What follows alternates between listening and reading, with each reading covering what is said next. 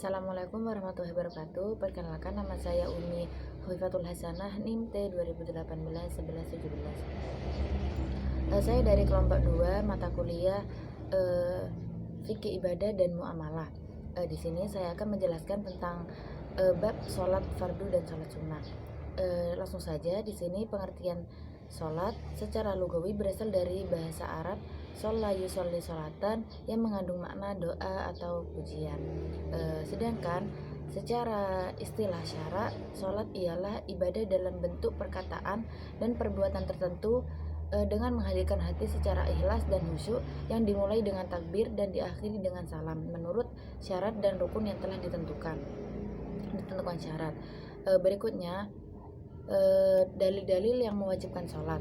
Dalil yang mewajibkan sholat di sini tertera dalam surat Al-Baqarah ayat 43 yang berbunyi A'udzu billahi minasyaitonir rajim. Bismillahirrahmanirrahim. Wa aqimus sholata wa atuz zakata warka'u ma'ar raki'in, yang artinya, dan didirikanlah sholat, tunaikanlah zakat, dan rukuklah beserta orang-orang yang rukuk.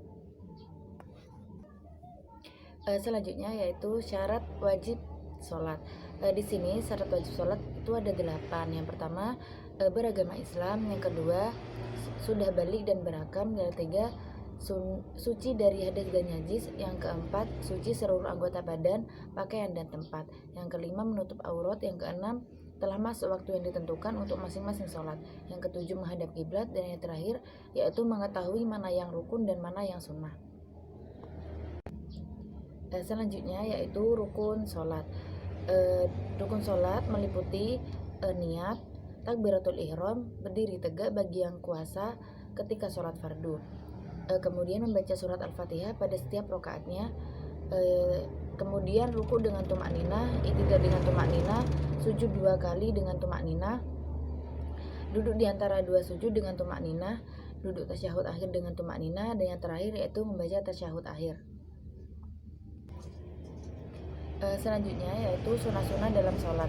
Di sini sunnah-sunnah dalam sholat itu ada 2, yaitu sunnah hi'at dan sunnah abad. Sunnah hi'at sendiri di sini berarti yaitu suatu perkara yang ada dalam sholat, dan apabila kita meninggalkan, kita tidak wajib melakukan sujud sahwi.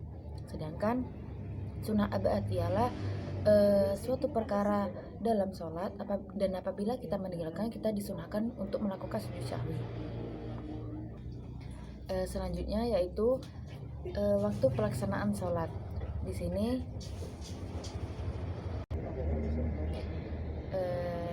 selanjutnya waktu pelaksanaan sholat subuh, di mana terbitnya fajar shodiq sampai terbitnya matahari. Selanjutnya sholat duhur, yaitu setelah matahari condong dari pertengahan langit hingga bayang-bayang benda telah sama dengan panjang bendanya. Yang ketiga yaitu sholat asar, di mana bayangan suatu benda telah sedikit lebih panjang dari benda itu hingga 2 kali lebih panjang atau sampai matahari tenggelam. Yang keempat yaitu sholat maghrib, di mana waktu sholat maghrib ini mulai terbenamnya matahari dan berakhir sampai hilangnya mega merah atau cahaya merah di kaki langit sebelah barat. Yang terakhir yaitu sholat isya, di mana waktu sholat isya ini mulai hilangnya syafaq atau mega merah sehabis waktu maghrib hingga sepertiga malam atau munculnya fajar shodiq. Selanjutnya yaitu sholat munfarid dan sholat berjamaah. Di sini pengertian sholat munfarid sendiri adalah sholat yang dilakukan secara sendiri, baik itu sholat fardu atau sholat sunnah.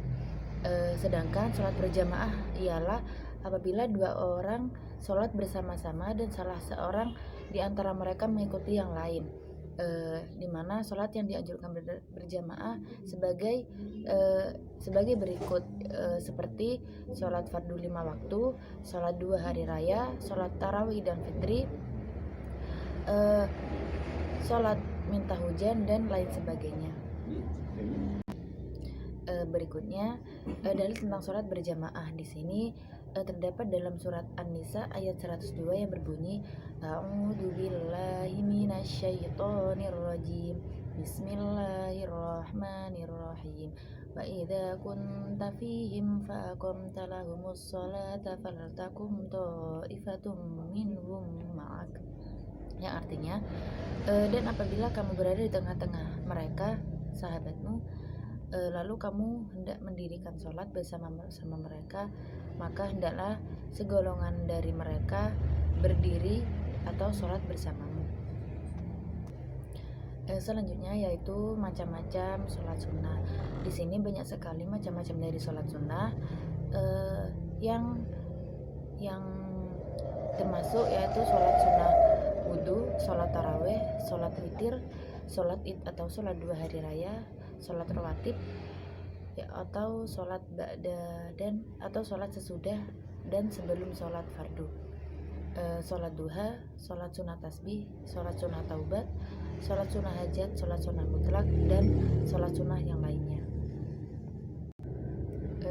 Dapat disimpulkan perbedaan antara sholat fardu dan sholat sunnah. Sholat fardu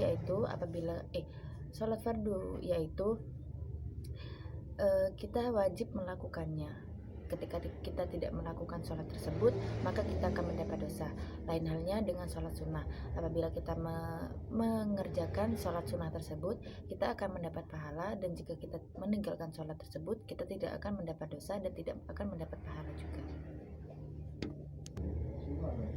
Selanjutnya, pesan moral yang bisa saya sampaikan yaitu bahwasanya sholat merupakan tiang agama yang mana sudah dijelaskan pada hadis Nabi yang berbunyi as-sholatu imaduddin, sholat adalah tiang agama. Sebagai umat muslim, kita wajib melaksanakan sholat fardu pada setiap harinya, dan alangkah baiknya lagi jika kita dapat melaksanakan sholat sunnah sebagai pelengkap dari sholat fardu yang kita laksanakan setiap harinya. Mungkin sekian dari saya, kurang lebihnya mohon maaf. Wabillahi taufiq wal hidayah. Wassalamualaikum warahmatullahi wabarakatuh.